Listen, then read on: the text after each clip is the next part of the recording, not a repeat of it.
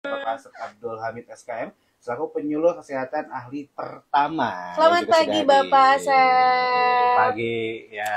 Terima kasih. Dan tentunya hari ini kita banyak juga pertanyaan-pertanyaan yang juga akan kita tanyakan ya sama Pak Asep juga seputar pentingnya promosi kesehatan rumah sakit atau mungkin PKRS. Karena masih banyak yang juga bertanya-tanya. Betul, termasuk via Rahman gitu ya. Ini gimana sih Pak sebenarnya pentingnya promosi kesehatan rumah sakit? Apakah rumah sakit yang sehat ataukah kitanya nih juga harus selalu menjaga kesehatan? Nah, boleh nih dikasih tahu listeners. Ya, PKRS itu seperti apa Pak Asep? Baik. Selamat pagi. Pagi. Sobat Somea ya, kalau kita di RSIS namanya Sobat Somea. Wilujeng enjing sampurasun. Rampes. Nah, terima kasih. Alhamdulillah kita bisa bekerja sama dalam promosi kesehatan rumah sakit tentunya. Jadi apa sih promosi kesehatan rumah sakit itu menurut PMK 44 tahun 2018. Jadi pada intinya adalah berupa KIE, komunikasi, informasi, dan edukasi. Ya. Komunikasi, informasi, dan edukasi. Jadi, kenapa sih sebagai pasien di rumah sakit kok harus ada ya edukasi? Bukankah itu tugasnya dinas kesehatan, misalnya puskesmas gitu ya, kader-kader posyandu gitu ya. Tentunya rumah sakit juga sebagai penunjang, sebagai pusat rujukan, penting melakukan edukasi oleh dokter, oleh tenaga kesehatan lain, supaya apa? Selain untuk keselamatan pasien, juga adalah merupakan kepuasan pelanggan, baik itu internal maupun eksternal gitu ya. Siapakah pelanggan terutamanya adalah pasiennya itu sendiri, atau bahkan kita sebagai nakes, sebagai edukatornya juga akan mengalami kepuasan dengan menyampaikan informasi yang benar tentunya. Misalnya begini, pasien itu dirawat dengan stroke misalnya. Nah, ini bagaimana kondisi pasien selama di rumah sakit? Kan berarti harus mengikuti ketentuan yang melakukan perawatannya, timnya gitu ya, ada dokter, ada ahli gizinya, ada perawat tentunya, ada terapis, rehab mediknya begitu ya. Nah, itu kan melalui proses-proses tidak hanya obat-obatan saja gitu kan, secara bio, psikososial, spiritual termasuk. Jadi preventif, promotif, kuratif, rehabilitatif. Jadi apa sih yang diedukasikannya, preventif, promotifnya? Misalnya supaya yang dirawat tidak jatuh ketika dirawat atau tidak mengalami dekubitus, lecet, kan itu tidurnya harus diatur ya. Benar. Jangan selalu terbaring. Betul, gitu ya, tirah baring lama kan, misalnya, atau makannya misalnya dia pakai selang gitu kan, itu kan harus dietnya harus diatur kan ya, supaya pemulihan pengobatannya paripurna begitu ya, sehingga baik pasien ataupun keluarga pasien utamanya itu kan harus dibekali informasi-informasi yang benar mengenai bagaimana sih penyakitnya, prognosisnya, obat-obatan, dietnya dan sebagainya begitu.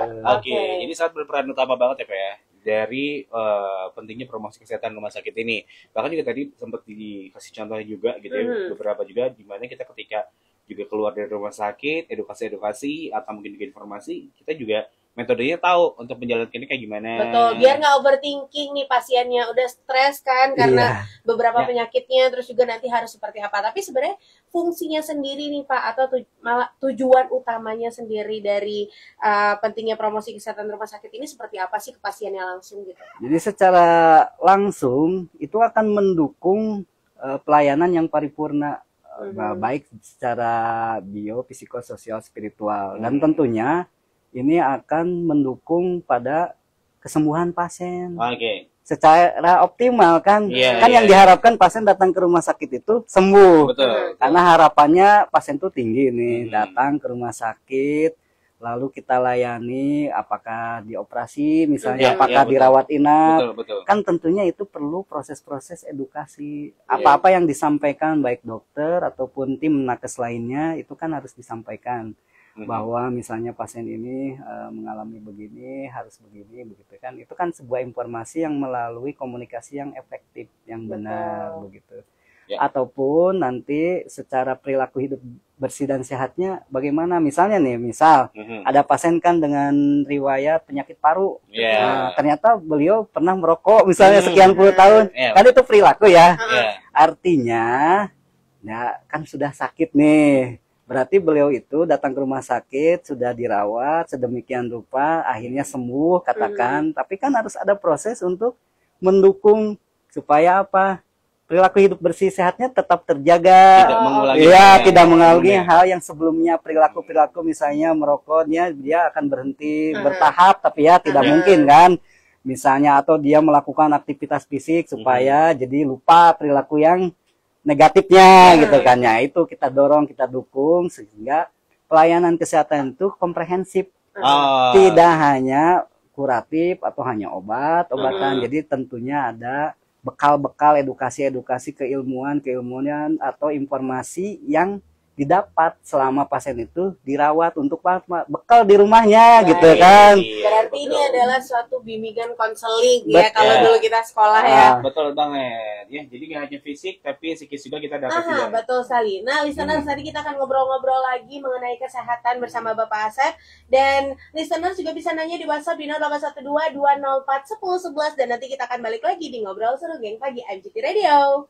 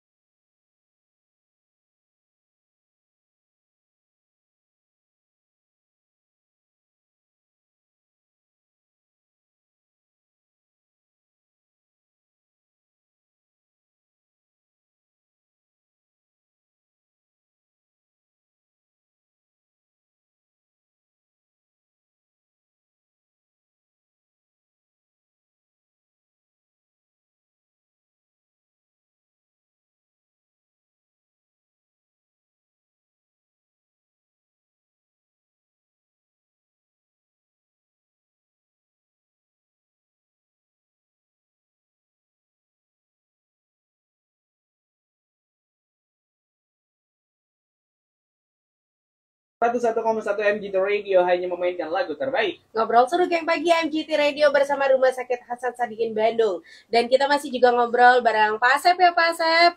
Dan kalau ngomongin nih, tadi kita agak sedikit menyinggung tujuannya ya Ge ya. Kalau ini tuh sebenarnya nggak cuma untuk pasien tapi juga untuk keluarganya juga ya Pak ya.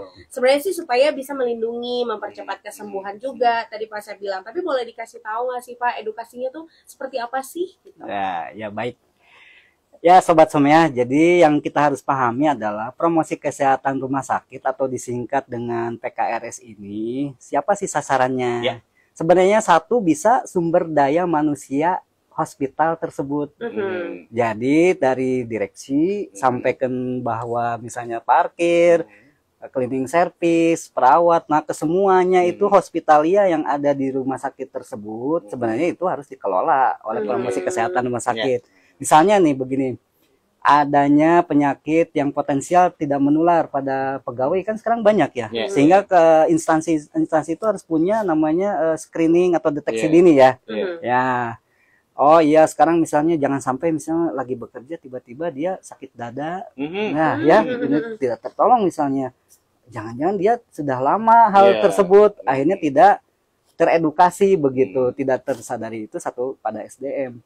Sehingga produktivitas SDM itu misalnya yang tadinya sering sakit, sering absen ya itu harus dikembangkan sebenarnya melalui promosi kesehatan. Bagaimana upayanya? Misalnya kita asesmen dulu kira-kira potensi penyakitnya apa, nanti bikin klub-klubnya bisa dikembangin sebenarnya. Apakah nanti ada klub jantung misalnya, oh ini potensi diabetes ya udah ke diabetes. Sehingga nanti ada senam, olahraga kan itu sebenarnya masih keterkaitan tapi sifatnya kolaboratif. Iya, jadi tidak hanya oleh promotor misalnya begitu. Yang kedua adalah pada pasien. Pasien kan dirawat sekian lama, mereka juga harus memiliki informasi-informasi mengenai kesehatan, mengenai penyakitnya, prognosisnya, kira-kira kedepannya bagaimana, obat-obatan, gizi, diet dan sebagainya. Yang ketiga adalah kepada keluarga pasien. Keluarga pasien ini kenapa? Karena beliau-beliau kan yang mendampingi. Nah jangan sampai selama mendampingi malah sakit. Itu dia. Ya kan? Jadi masa nungguin yang sakit jadi sakit juga itu. Terus juga tentunya adalah pasien kan ada kepercayaan orang yang bertanggung jawab, bahwa saya percaya pada istrinya misalnya, nanti yang ngasih obat begitu kan, apalagi misalnya pasien-pasien yang butuh support sistem tinggi, pasien gangguan jiwa misalnya, dia bahkan waham curiga, oh ini ternyata obatnya saya kira ini racun, tapi karena yang ngasihin orang lain, sehingga ada orang-orang terdekat atau pada pasien-pasien berisiko tinggi yang lainnya misalnya ya. Yang keempat adalah kepada wilayah sekitar, itu perlu, sehingga ada namanya kemitraan, kerjasama misalnya rumah sakit tersebut ada posyandunya, kita sekali-kali bisa kunjungan kolaboratif, ada puskesmasnya, ada dinas kesehatan begitu kan, sehingga apa-apa tujuan kesehatan yang kita harapkan di Indonesia ini sifatnya kolaboratif. Tidak mungkin kita bisa melakukan sendirian gitu kan. Rumah sakit hanya kebagian yang sakitnya aja, tetapi kan harus berkesinambungan begitu kan. Sehingga apa pesan-pesan di dalam Undang-Undang Kesehatan bahwa manusia Indonesia nanti seutuhnya supaya menjadi sehat, produktif baik ekonomi ataupun spiritual dan sebagainya itu tercapai. Intinya adalah produktif untuk bisa menyokong kemandiriannya sendiri nanti kan ya ke depannya itu ya. Jadi tidak hanya ketergantungan sama orang lain, dia fighting. Dia kan nanti jadi pasien itu tidak hanya objektif, nanti dia akan berperan sebagai mitranya begitu. Itu dia, berperan sebagai mitranya, yang dimana juga kita harus aware juga karena banyak nih ya stigma ketika kita datang ke rumah sakit, atau mungkin yang tadi Bapak sebutkan ketika kita menjaga orang yang sakit, keras kepala jadi faktor utama mungkin pikiran tidak nurut gitu-gitu, bisa contoh kayak gitu. Nah kalau misalkan juga nih tadi ngomongin juga tentang masyarakat, apakah juga ini manfaat ini atau mungkin sejauh ini dari PKRS ini udah dirasakan oleh masyarakat, atau mungkin juga dari masyarakat sendiri ternyata masih banyak belum juga yang notice akan hal ini? Ya baik. Jadi tanpa disadari sebenarnya ketika masyarakat masuk ke sebuah rumah sakit, adanya PKRS kan ada spanduk tuh. Iya. Nah, spanduk dilarang merokok. Iya. Nah, itu kami yang di belakangnya. Atau ada leaflet. Iya. Ya, ada kalau di RSAS itu ada di gedung anggrek, di gedung jantung ada leaflet-leaflet yang tersedia yang bisa dibaca mengenai entah itu penyakit misalnya, diagnosis dan sebagainya, atau perilaku hidup bersih sendiri. Atau bisa melalui ya ini salah satunya talk show ini. Ya, daya jangkaunya kan luas.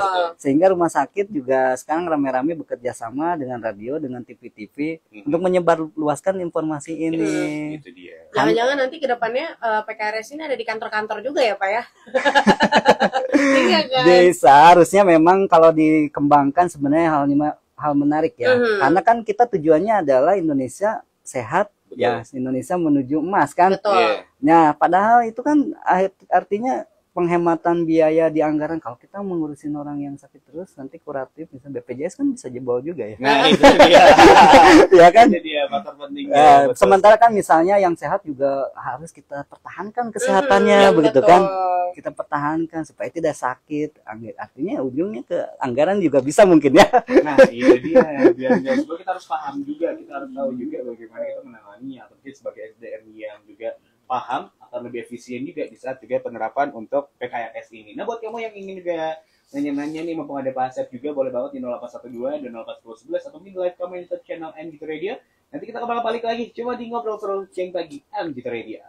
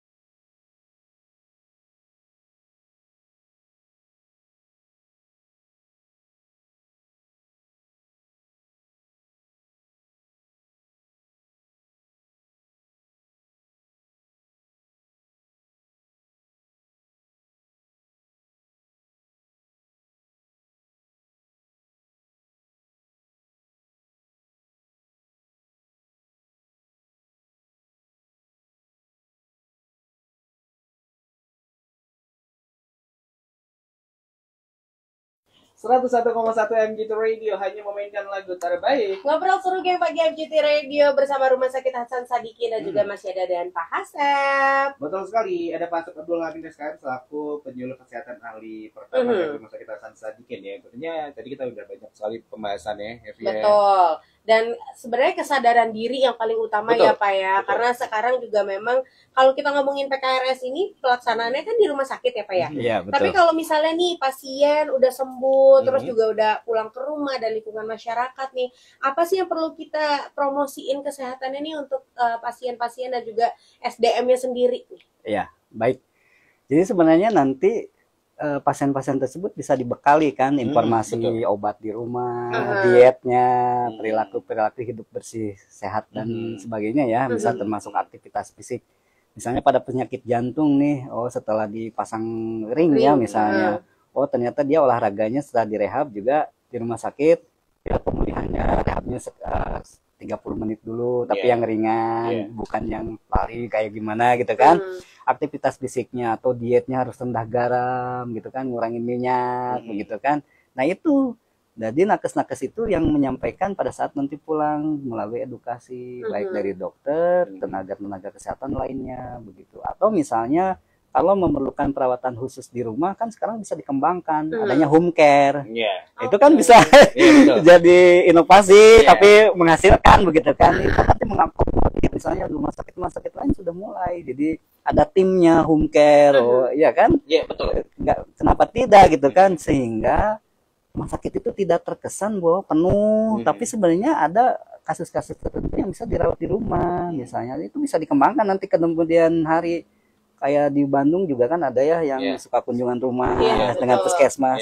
Ya itu, jadi sebenarnya bisa kolaboratif begitu. Sehingga tujuan kesehatan ini tercapai. Kan tujuannya menyehatkan lagi kan, sehat lagi kan. Ya itu, sehingga produktivitas di rumah juga pasien-pasien itu bisa kembali. Betul. Kembali produktif ya Pak ya. Sesuai fungsinya, betul. Itu dia, itulah yang diharapkan. Terus juga untuk harapannya dalam arti itu kan masyarakat, nakes dan lain sebagainya. Tapi sebenarnya untuk harapan itu sendiri Pak, siapa aja sih yang terlibat di pelaksanaan PKRS ini kalau dari Bapak sendiri? Jadi kalau di promosi kesehatan rumah sakit itu ada namanya PPA. Profesional pemberi asuhan. Itu kan ada dokter, ada ahli gizi, ada perawat yang 24 jam, ada bidan, ya kan, ada fisioterapis, ada rehabilitasi, misalnya ada yang bagian bicara, ya kan, ada psikolognya juga, semua terlibat sebenarnya. Apalagi di vertikal 3 kami ini semua rumpun ada, bahkan udah sub kalau dokter, udah perawat juga udah mulai spesialis ya, jadi ada sesuai kompetensinya bidangnya masing-masing. Hanya ada beberapa yang wajib disampaikan terkaitnya PHBS-nya itu, misal cuci tangan, gitu kan, bahaya merokok, manajemen nyeri, gitu kan, makan sayur dan buah, aktivitas kan itu hal yang wajib ya. Karena kan ya itu ya, apalagi kita udah melewati pandemi yang notabene ada mageran, gitu kan, itu kan mindset itu yang kan harus kita rubah kembali kan, ini udah 4 tahun ya. Iya, kita harus kembali lagi produktif. Iya, gitu. Itu dia, Vi. Jadi selain merubah perilaku masyarakat sendiri nih ya Pak, untuk jadi lebih sehat, terus juga nanti gimana kita walaupun udah sembuh gitu ya, tetap juga harus gimana caranya bisa tetap produktif. Apa sih harapan dari PKRS sendiri ini? Jadi harapannya adalah sebenarnya intinya pada keselamatan pasien dan kepuasan pelanggan. Pelanggan itu kan bisa kita sendiri sebagai internal atau eksternalnya ya pasien, keluarga pasien, masyarakat tentunya semuanya. Tetapi perlu diingat bahwa untuk meningkatkan kepuasan kan relatif ya. Iya betul. Kadang-kadang kita udah 1000 kali membuat kebaikan, 1 kali aja kita misalnya miss ya di rumah sakit. Udah kan rame kan di medsos. Itu juga harus dikelola. Jadi saya berpesan juga dari Humas juga dan promosi kesehatan. Jadi kalau misalnya ada hal-hal yang pengaduan mau dimanapun, salurkan melalui pengaduan tersebut. Iya kan? Sehingga tidak liar begitu. Kenapa? Kami juga setiap instansi punya khusus tim penanggulangan pengaduan. Ya, ada manajemen komplain kan gitu, itu boleh disampaikan misalnya terkait pelayanan, terkait apapun yang termasuk pelayanan publik, kan rumah sakit juga pelayanan publik ya, diantaranya. Betul sekali. Baik Pak Asep, tahan dulu, nanti kita akan bahas lagi. Lalu kita akan juga jawab pertanyaan-pertanyaan yang udah masuk di WhatsApp, di YouTube channel Gitu Radio, atau mungkin juga kamu udah mampir-mampir di Ngobrol Seru ya. Sebentar lagi, jadi jangan kemana-mana, tetap di Ngobrol Seru Geng bagi Gitu Radio.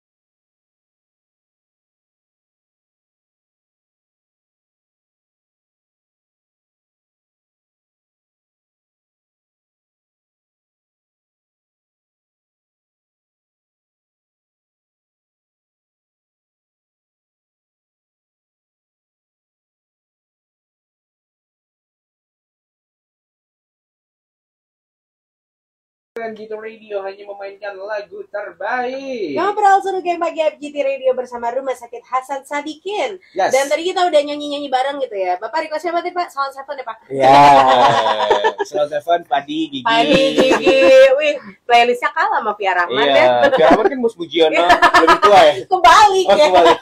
Oke, kita masuk di Halo. 042 di 0411. Sekaligus juga kita akan bacain live comment di YouTube channel MG Radio yang sudah hadir di sini. Kita bacain dulu ya satu persatu Betul. ya. Kita bacain dulu yang udah masuk di WhatsApp kali ya di 0812-204-1011. Ya, betul sekali, di sini udah ada Ruli. Kang Ruli. Ini kan tentang informasi kesehatan nih Pak, katanya. Banyak gak masyarakat yang suka ngeyel? Nah, mangga Pak. Ya baik Kang Ruli, wilujeng enjing sobat someah Kang Ruli ya. Jadi sebenarnya kalau ada masyarakat yang ngeyel, ya terima aja. Ya, betul. Ya kan, kenapa? Ya itu masyarakat kita. Supaya itu bukan hambatan, tantangan. Kita berarti komunikasi efektifnya harus lebih terlatih untuk menyampaikan informasinya. Dengan artian bahwa karena itu klien kita. Jadi bahasa pasien itu udah klien lah sifatnya gitu lah. Kan berbeda ya. Bagaimanapun dia memakai apapun cara berobatnya, dia klien kita. Jadi kalau misal aduh ngeyel, ya tetap kita akan mengulangi dengan lebih sabar begitu ya, lebih penerima. Karena sebenarnya untuk menyampaikan sesuatu adalah bukan kepada siapanya, tapi kendalikan dulu diri kitanya. Betul. Nanti insya Allah informasi itu akan nyampe, kuasai dulu kita nih. Kalau kitanya juga kurang percaya diri, udah bakal ngeyel gitu-gitu aja, misalnya disampaikan begitu juga keras kepala, ya udah. Itu akan mental block itu juga akan terpacu gitu kan. Berarti positive vibes ya Pak. Abis ini dia nggak akan toxic lagi berarti ya. Betul. Overthinking lagi nih. Betul. Oke. Nah di sini juga ada Sandra Pak. Ya. Jadi Sandra bilang misalnya Pak, saya sudah melakukan kebiasaan yang baik di rumah sakit, tapi pasien yang lain melanggar. Cara ngadunya gimana? Kata gitu. Baik. Tapi alangkah baiknya Cassandra, kita juga bisa jadi edukator. Kan kita udah menerima informasi nih, udah kita misalnya udah punya kebiasaan baik di rumah sakit nih, misalnya keran ditutup, buang sampahnya bener, batuknya batuk efektif gitu, nutup batuknya kan misalnya nggak gini lagi gini, udah bener gitu kan. Batuknya batuk cantik. Iya, jadi kita juga bisa sebagai edukator nantinya setelah menerima informasi dari tenaga kesehatan. Tapi kalau misalnya mau mengadukan, ya kira-kiranya pengaduannya ini ya silakan, sebenarnya ada tiap-tiap instansi punya di ruangan tersebut ya layanan pengaduan. Nanti ada tim, tetapi untuk pengaduan itu kan ada yang sifatnya bisa segera ditangani, tetapi ada juga yang harus kita mencari kronologinya, sehingga tidak terjadi malah pertengkaran antar pasien dan keluarga, masalah lagi kan gitu. Pertengkaran ya, jadi malah jadi perdebatan. Iya. Situasinya dikecilin dikit ya. Oke, kita mampir lagi di sini udah ada Kristi yang sudah mampir di 0812 dan 041011. Silakan Kristi.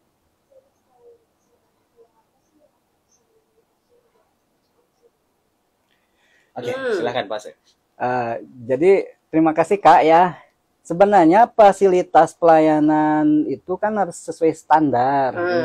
Jadi tiap-tiap instansi itu kan ada standar akreditasinya untuk misalnya ada paripurna, tipe A, tipe B, tipe C itu kan ada sesuai standarnya, dan itu udah disurvei oleh melalui lembaga-lembaga akreditasi yang kredibel. Tentunya itu akan mendukung pelayanan buat pasien gitu kan. Hanya saja kadang kita sebagai saya juga pasien gitu kan. Kadang kan saya juga tidak hanya jadi petugas kesehatan, jadi suka merasakan saya juga berobat ke tempat yang lain. Sebenarnya bagaimana ingin meraih sebuah pelayanan untuk mendukung kesembuhan pasien, balik lagi kitanya juga, pasiennya mindsetnya juga harus benar. Jangan sampai gini kan, kalau di rumah sakit itu misalnya aduh meni antri pisan gitu ya. Ya di kamar mandi di rumah kita juga kan antri ya. Oh meni lama gitu kan, pengennya teh cepat, padahal nakes tersebut dia harus menyiapkan informasi supaya tidak salah juga. Oh itu nakesnya perawatnya main HP terus misalnya. Padahal dia lagi lapor loh, lagi lapor ke dokternya. Kan sekarang pakai HP nih. Lapor dok, ada pasien baru, kondisi bla bla bla. Nah itu juga kita harus jangan sampai jadi salah persepsi. Hati-hati ya. Hati-hati jangan sampai akhirnya kita juga malah mendolimi orang lain gitu kan. Ingin diberlakukan seluar biasanya Iya. begitu. Tetapi kitanya sendiri misalnya kalau salah misalnya itu. Tapi kalau sekarang dengan era transformasi kesehatan, insya Allah sekarang udah alat-alat sudah canggih ya. Iya. Setidak-tidaknya adalah tidak maksud oh gitu-gitu aja RSAS gitu-gitu aja, enggak, pasti ada perubahannya gitu loh. Gitu. Hanya kadang kita mau menyadari atau tidaknya. Nah, kita untuk RSAS berupaya bertransformasi, berubah dari SDM, dari alat-alat kesehatan, dari sistem-sistem kita insya Allah berubah untuk menuju yang lebih baik begitu kan. Oke, Ya. Baik, terima kasih banyak Pak Asep tentunya untuk edukasi hari ini, juga informasi yang juga disampaikan untuk listeners ya. Yang mana banyak sekali insight yang juga kita dapatkan. Mungkin Betul. ada sosial media untuk call centernya atau mungkin juga ada sosial media yang bisa kita cari informasinya, gali informasinya. Baik. Untuk informasi secara general itu ada di Instagramnya RSAS_Bandung. Kalau untuk edukasi-edukasi, webinar-webinar, informasi-informasi kesehatan adanya di Promkes_ RSAS BDG. Oke. Itu saya yang ngelolanya. Jadi Adminnya. langsung aja Ya. datengin ke sana listeners. Oke, terima kasih Pak Asep. Pak Asep, Ya. terima kasih banyak. Baik. Dan terima kasih juga buat semua yang udah join di WhatsApp ataupun di live comment di MG Radio listeners yang udah kerasa ngobrol seru juga akhirnya udah di akhir. Betul, dan jangan lupa abis ini kita masih ada MGT Play. Ya. Terima kasih.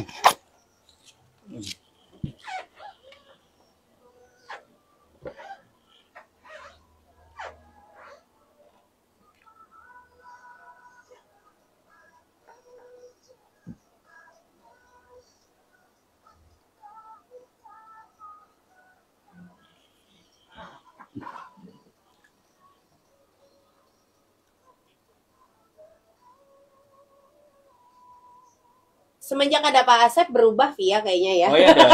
Jadi positive vibes gitu Nggak ya. ada pattern-pattern, gue mah Sagittarius, gue mah toxic people, udah gimana lagi, nah itu semoga hilang ya Pak ya, amin. Pokoknya nurut ya abis ini ya.